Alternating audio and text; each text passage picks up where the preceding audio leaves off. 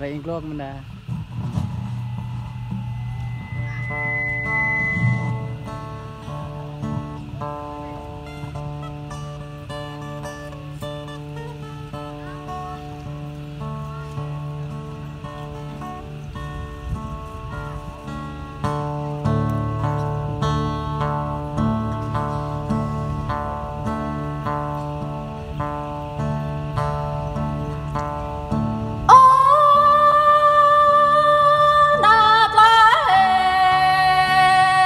Tổ tiên cây vàng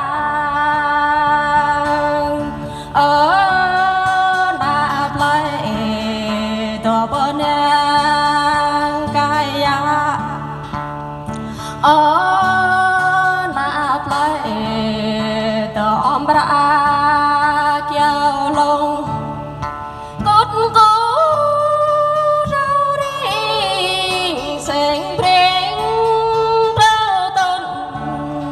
riêng thôn rau rạp nền lại ngô so ta yêu bê pro ta yêu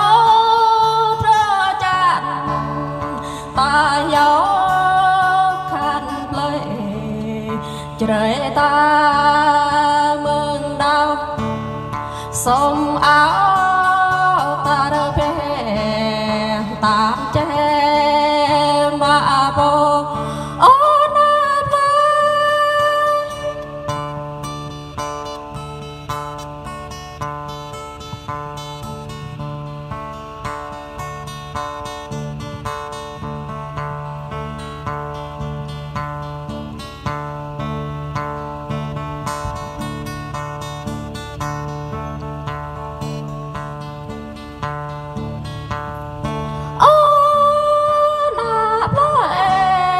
tổ tiên cây vàng ở đạp lấy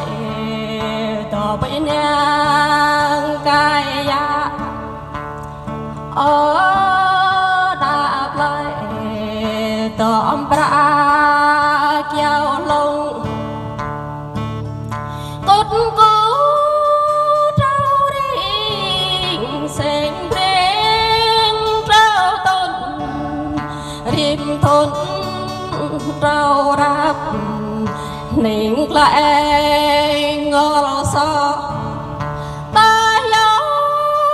bê pro ta yêu pro chan ta yêu khăn lệ trời ta mừng đau sông áo